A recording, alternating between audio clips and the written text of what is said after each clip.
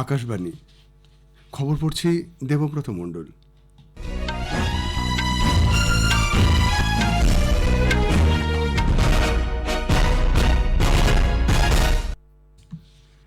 প্রথমে বিশেষ বিশেষ খবর। জম্মু কাশ্মীরে তৃতীয় তথা শেষ দফার ভোট গ্রহণ শুরু হয়েছে। এই দফায় 7টি জেলার 40টি বিধানসভা আসনে ভোট নেওয়া হচ্ছে।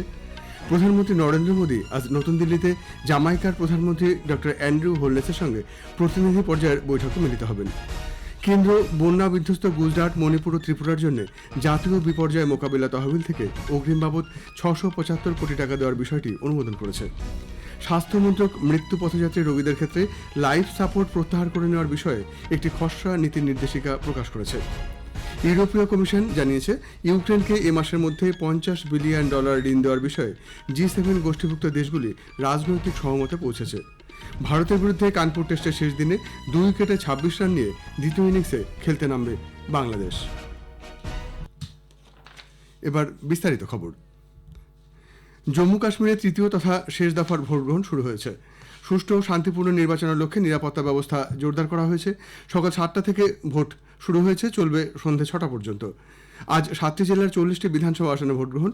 এই 40টি আসনের মধ্যে 16টি কাশ্মীর ডিভিশনে, বাকি 24টি রয়েছে জম্মু অঞ্চলে। এই দফায় 415 জন প্রার্থীর রাজনৈতিক ভাগ্য নির্ধারণ করবেন 39 লক্ষেরও বেশি ভোটার। 7টি জেলা জুড়ে মোট 5060টি পোলিং বুথ তৈরি করা হয়েছে।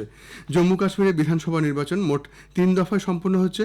প্রথম দফায় ভোট পড়েছিল 61% বেশি, দ্বিতীয় পর্যায়ে 57% বেশি ভোট পড়েছে। গণনা 8ই অক্টোবর। হরিয়ানা বিধানসভা নির্বাচনের জন্য প্রচার অভিযান জমে উঠেছে। উত্তরপ্রদেশের মুখ্যমন্ত্রী যোগী আদিত্যনাথ বাওয়ানি খেরা বিধানসভা কেন্দ্রে এক জনসভায় বলেন, গত 10 বছরে বিজেপি রাজ্যের উন্নয়নে কাজ করেছে। তিনি হাসি, নারানন্দ এবং পঞ্চকুলায় নির্বাচনী জনসভায় অংশ নেন।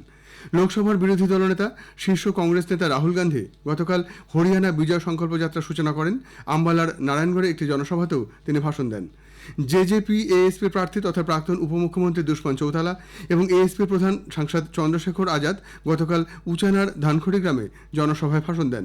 উল্লেখ্য, 5ই অক্টোবর রাজ্যে বিধানসভা নির্বাচন। প্রধানমন্ত্রী নরেন্দ্র মোদী আজ নতুন দিল্লিতে জামাইকার প্রধানমন্ত্রী ডক্টর অ্যান্ড্রু হোলনেসের সঙ্গে প্রতিনিধি পর্যায়ের বৈঠকে মিলিত হবেন। দ্বিপাক্ষিক সম্পর্ককে আরও এগিয়ে নিয়ে যেতে উভয় দেশের মধ্যে বেশ কয়েকটি সমঝোতাপত্র স্বাক্ষরিত হওয়ার সম্ভাবনা। উল্লেখ্য, ডক্টর হোলনেসের এটি প্রথম ভারত সফর।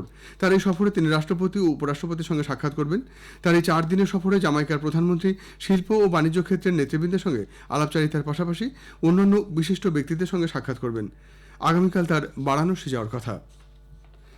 কেন্দ্র বন্যা বিধ্বস্ত গুজরাট, মণিপুর ও ত্রিপুরার জন্য জাতীয় বিপর্যয় মোকাবিলা তহবিল থেকে অগ্রিম বাবদ 675 কোটি টাকা দেওয়ার বিষয়টি অনুমোদন করেছে। এর মধ্যে 600 কোটি টাকা গুজরাট, 50 কোটি টাকা মণিপুর এবং 25 কোটি টাকা ত্রিপুরার জন্য বরাদ্দ হয়েছে। স্বরাষ্ট্র মন্ত্রকের এক বিজ্ঞপ্তিতে জানানো হয়েছে, চলতি বছরে অসম, মিজোরাম, কেরালা, ত্রিপুরা, নাগাল্যান্ড, গুজরাট, অন্ধ্রপ্রদেশ, তেলেঙ্গানা ও মণিপুরে ভারী বৃষ্টি, বন্যা ও ভূমিধসে ব্যাপক ক্ষতিগ্রস্ত হয়েছে। ক্ষয়ক্ষতি সরেজমিনে খতিয়ে দেখার জন্য আন্তঃমন্ত্রী পর্যায়ের কেন্দ্রীয় দল ওইসব রাজ্য ঘুরে দেখে। তাদের রিপোর্ট পাওয়ার পরেই বাকি রাজ্যগুলিকে আর্থিক সহায়তা দেওয়ার ব্যাপারে সিদ্ধান্ত নেওয়া হবে। এছাড়া বন্যা কবলিত পশ্চিমবঙ্গ ও বিহারের পরিস্থিতি সরেজমিনে খতিয়ে দেখতে সেখানেও শীঘ্রই আন্তঃমন্ত্রী পর্যায়ের কেন্দ্রীয় দল পাঠানো হবে বলে স্বরাষ্ট্র মন্ত্রকের পক্ষ থেকে জানানো হয়েছে। চলতি বছরে কেন্দ্র রাজ্য বিপর্যয় মোকাবিলা বাহিনী এসডিআরএফ থেকে 21টি রাজ্যে 9,000 কোটি টাকা, জাতীয় বিপর্যয় মোকাবিলা বাহিনী এনডিআরএফ থেকে 15টি রাজ্যে 4,500 কোটি টাকা এবং রাজ্য বিপর্যয় মোকাবিলা তহবিল থেকে 11টি রাজ্যকে 1,385 কোটি টাকা দিয়েছে বলেও মন্ত্রকের পক্ষ থেকে জানানো হয়েছে। একগুচ্ছ কর্মসূচি নিয়ে রেল, তথ্য সম্প্রচার, ইলেকট্রনিক্স ও তথ্য প্রযুক্তি মন্ত্রী অশ্বিনী বৈষ্ণব আগামীকাল পশ্চিমবঙ্গে আসছেন। ওই দিন রেলমন্ত্রী দুপুর 12:25 পূর্ব রেলের শিয়ালদা ডিভিশনের শিয়ালদা স্টেশন থেকে শহরতলির রেল পরিষেবায় 9 কোচ থেকে 12 কোচের ট্রেন জাতির উদ্দেশ্যে আনুষ্ঠানিকভাবে উৎসর্গ করবেন। শিয়ালদা রেল কোচ রেস্টুরেন্টের উদ্বোধনের পাশাপাশি শিয়ালদা রানাঘাটের মধ্যে 12 কোচের ইএমইউ পরিষেবার সূচনা করবেন তিনি। এছাড়াও ভিডিও কনফারেন্সিংয়ের মাধ্যমে আজিমগঞ্জ, মুর্শিদাবাদ, কাশিমবাজার ট্রেন সার্ভিস এবং রাধিকাপুর, দিল্লির মধ্যে ট্রেন পরিষেবার সূচনা করবেন বলে রেল সূত্রে খবর।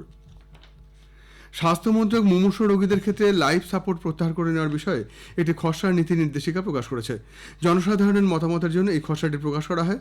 মুমূর্ষ রোগী বলতে বোঝানো হয়েছে যে সমস্ত রোগীর জীবনের আর কোনো আশা নেই এবং মৃত্যুই তাদের অনিবার্য ভবিষ্যৎ। মস্তিষ্কে মারাত্মক আঘাতে 72 ঘন্টার মধ্যে আরোগ্যের কোনো সম্ভাবনা নেই এমন পরিস্থিতিকে এই শ্রেণীভুক্ত করা হয়েছে। চিকিৎসকরাও বিভিন্ন ঘটনাবলীর উপর ভিত্তি করে যাতে সিদ্ধান্ত নেয় তার পরামর্শ দেওয়া হয়েছে। পাশাপাশি রোগীর যেখানে ব্রেন ডেথ হয়েছে এবং সেখান থেকে আর চিকিৎসার কোনো পথ নেই, এই পরিস্থিতিতে রোগীর পরিবারকে সমস্ত তথ্য দেওয়ার কথা ওই নির্দেশিকায় বলা হয়েছে। ইন্টেনসিভ কেয়ার ইউনিটে থাকা অনেক সংকটাপন্ন রোগীর জীবনদায়ী চিকিৎসার মাধ্যমেও আর কোনো উন্নতির আশা নেই, এই বিষয়টিকে মন্ত্রক গুরুত্ব দিয়েছে। মন্ত্রক আরও বলেছে, এই পরিস্থিতিতে জীবনদায়ী চিকিৎসা কোনো কাজে আসে না। এক্ষেত্রে ঝুঁকি বৃদ্ধির পাশাপাশি রোগীর কষ্ট আরও দীর্ঘ হয়। বিশ্বজুড়ে আইসিইউতে চিকিৎসার ক্ষেত্রে এই ব্যবস্থাকে মান্যতা দেওয়া হয়েছে। মন্ত্রক বলেছে, এই ধরনের সিদ্ধান্তের ক্ষেত্রে চিকিৎসার নৈতিকতা ও আইনগত দিকটি ভেবে দেখার দরকার রয়েছে। আরজি করের ঘটনায় সুপ্রিম কোর্টে শতপ্রণোদিত মামলা শুনানিতে কেন্দ্রীয় তদন্ত ব্যুরো সিবিআই গতকাল নতুন করে স্ট্যাটাস রিপোর্ট জমা দিয়েছে। প্রধান বিচারপতি ডিওয়াই চন্দ্রচূড় এবং দুই বিচারপতি জে.বি. পারদিওয়ালা ও মনোজ মিশ্রের বেঞ্চ এ পর্যন্ত তদন্তের অগ্রগতি নিয়ে দাখিল করা ওই রিপোর্ট খতিয়ে দেখেন। পরে প্রধান বিচারপতি জানান, সিবিআইয়ের তদন্তে বেশ কিছু গুরুত্বপূর্ণ তথ্য উঠে এসেছে। ধর্ষণ, খুন, হাসপাতালে আর্থিক দুর্নীতি সবকিছু নিয়ে সিবিআই তদন্ত চালাচ্ছে, তাদের যথাযথ সময় দিতে হবে। আদালতে বরিষ্ঠ আইনজীবী মহেশ জেঠামালিনী ওই তরুণী চিকিৎসকের নাম প্রকাশ্যে নেওয়া সত্ত্বেও কলকাতার প্রাক্তন পুলিশ কমিশনের বিরুদ্ধে কোনো এফআইআর দায়ের করা হয়নি বলে জানান। এই মামলায় সুপ্রিম কোর্টে বিচারাধীন থাকায় হাইকোর্টে শুনানি হয়নি। হাইকোর্টে এ শুনানি হতে পারবে কিনা শীর্ষ আদালতের কাছ থেকে তা জানতে চান তিনি। শতপ্রণোদিত এই মামলার পঞ্চম শুনানির শুরুতেই গতকাল নির্যাতিতার পরিবারের আইনজীবী বৃন্দা কোভার জানান, সমাজ মাধ্যমে এখনও তরুণী চিকিৎসকের ছবি ঘোরাফেরা করছে। এ ব্যাপারে নজরদারির জন্য তথ্য প্রযুক্তি মন্ত্রককে নোডাল অফিসার নিয়োগের আবেদন জানান তিনি। প্রধান বিচারপতি নোডাল অফিসার নিয়োগের নির্দেশ দেন। সলিসিটর জেনারেল বলেন, এটি রাজ্যের দেখা উচিত। নির্দিষ্ট করে কোথায় পোস্ট হচ্ছে সে বিষয়ে পরিবারের তরফে জানানো হলে বিষয়টি খতিয়ে দেখা হবে। আরজি কর কাণ্ড নিয়ে নির্মিত স্বল্পদৈর্ঘ্যের যে ছবি বিতর্কের সৃষ্টি হয়েছে তা বন্ধ করার জন্য নির্দেশ দিতে বলেন শ্রীমতী গ্রোভার।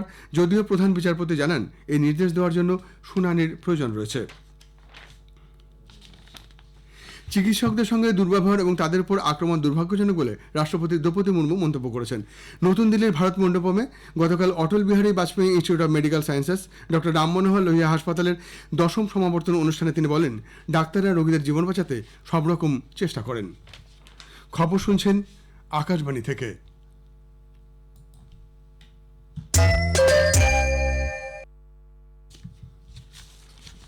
ইউরোপিয়ান কমিশন জানিয়েছে, ইউক্রেনকে এ মাসে মধ্য $50 বিলিয়ন ঋণ দেওয়ার বিষয়ে G7 গোষ্ঠীভুক্ত দেশগুলি রাজনৈতিক সহমতে পৌঁছেছে। এবছরের মধ্যে এই ঋণের নগদ অর্থ পাওয়া যাবে। পশ্চিমী দেশগুলিতে রাশিয়ার যেসব স্থাবর সম্পত্তি রয়েছে তার থেকে লভ্যাংশ ইউক্রেনকে ঋণ হিসেবে দেওয়া হবে। উল্লেখ্য, ইউরোপীয় ইউনিয়নের মধ্যে থাকা রাশিয়ার 2/3 সম্পদের মূল্য €210 বিলিয়ন কাছাকাছি। G7 গোষ্ঠীভুক্ত দেশগুলি হল America, Canada, Japan, Britain, France, Germany ও ইটালি। ইউরোপীয় ইউনিয়ন সমষ্টিগতভাবে এই গোষ্ঠীর অংশ। ইসরায়েল লেবাননে স্থল অভিযান শুরু করতে পারে বলে বিভিন্ন মহল মনে করছে। 2 সপ্তাহের ব্যাপক বিমান হামলা এবং হাসান নাসরুল্লাহর মতো প্রথম সারির হিজবুল্লাহ নেতার হত্যার পর এই অগ্রগতি হয়েছে। ইসরায়েলি বাহিনী ইতিমধ্যেই সম্ভাব্য স্থল অভিযানের জন্য অবস্থান নেওয়া শুরু করেছে। ইসরায়েলের প্রতিরক্ষামন্ত্রী ইয়োকভ গ্যালান্ট যুদ্ধের পরবর্তী ধাপের ইঙ্গিত দিয়েছেন এবং হিজবুল্লাহর রকেট থেকে পালিয়ে আসা ইসরায়েলি নাগরিকদের ফিরে আসার জন্য সমস্ত রকমের উপায় অবলম্বনের প্রতিশ্রুতি দিয়েছেন।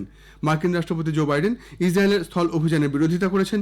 হিজবুল্লাহ স্থলযুদ্ধের জন্য প্রস্তুত বলে দাবি করে দলের অন্যতম নেতা নাইম কাসেম নাসরুল্লাহ হত্যাকাণ্ডের পর তার প্রথম প্রকাশ্য ভাষণে বিবৃতি দিয়েছেন। এদিকে ইসরায়েলি বিমান হামলা অব্যাহত রয়েছে, ফলে হতাহত ও বাস্তুচ্যুত মানুষের সংখ্যা বাড়ছে।